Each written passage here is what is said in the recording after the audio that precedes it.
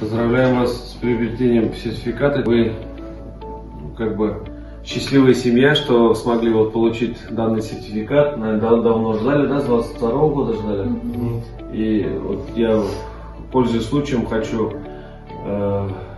подсказать, призвать вот молодежь. Есть такая программа, в этой программе участвовать. Вот живой пример, которые тоже встали в очередь, и у них очередь подошла и получает свой сертификат. Поздравляю вас, давайте удачи. Яшьләр эшләре министрлыгы тарафыннан берничә ел инде программа эшләп килә.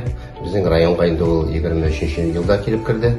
Кемнәрнең инде квадрат метрлары бер кеше исәпләгәндә 18 квадрат метрдан ким булган чиракта. Инде шундый гаиләләр булса 35 яшькә кадәр ире дә һәм хатыны да аларга билгеле инде 35% дип йөртелә инде ул. Аның балалар санына карап бәя суммалары төрлечә инде.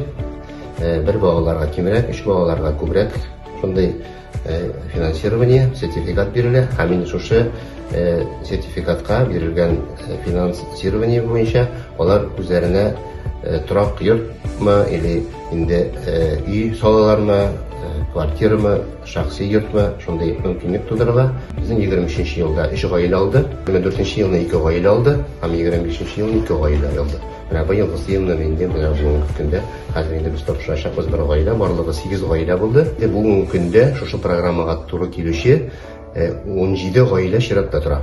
Алган гаиләләр бик рәхмәтле, сөенеп, үзләре фатирлы булып, квартиралы кем үй ала, шунда сөенеп гаиләләр белән яшәп яталар. Һәм инде алга таба да шундый программалар ул төрле районга төрлечә квота бирелә инде. Менә быел ел инде безгә менә бу көндә шушы бер гаиләгә тапшырабыз.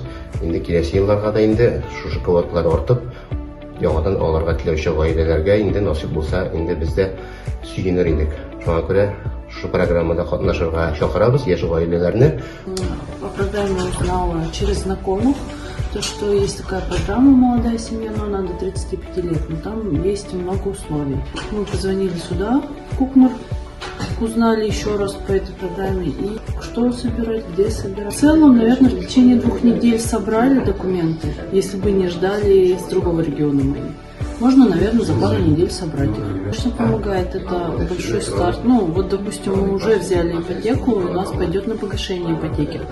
Вот для кого-то это как первоначальный, для кого-то для строительства дома. Я думаю, это хороший старт, толчок для молодых семей.